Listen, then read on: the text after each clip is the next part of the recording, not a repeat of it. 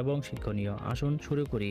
প্রথমে কবুতরের একটি সুরক্ষিত ঘর বা খাঁচা প্রস্তুত করতে হবে। কবুতররা সাধারণত নিজেরা ডিম পাড়ার জন্য নির্দিষ্ট একটি জায়গা বেছে নেয়। সেই জায়গাটি পরিষ্কার ও আরামদায়ক হওয়া খুবই জরুরি। মহিলা কবুতর সাধারণত প্রতি মাসে 1 বা 2টি ডিম পাড়ে। ডিম পাড়ার পর মা কবুতর এবং বাবা কবুতর মিলে ডিমের উপর বসে। ডিম পাড়ার পর প্রায় 18 দিন সময় লাগে ডিম ফোটার জন্য।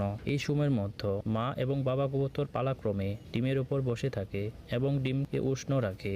ডিম ফোটার পর বাচ্চা কবুতর খুবই নরম এবং সংবেদনশীল থাকে। মা এবং বাবা কবুতর মিলে তাদেরকে খাওয়ায় এবং উষ্ণ রাখে। প্রথম কয়েকদিন বাচ্চারা শুধু তাদের পিতামাতার দুধ খায়, যা পিজিয়ন মিল্ক নামে পরিচিত। প্রথম 2 সপ্তাহের মধ্যে বাচ্চারা দ্রুত বড় হতে থাকে, তাদের পালক গজানো শুরু করে এবং তারা ধীরে ধীরে শক্তিশালী হয়ে ওঠে। 3 থেকে 4 সপ্তাহের পরে নিজেরা খাওয়া শুরু করতে পারে এবং ধীরে ধীরে উড়ার প্রস্তুতি নিতে থাকে। এইভাবে কবুতরের ডিম থেকে বাচ্চা ফোটানোর এবং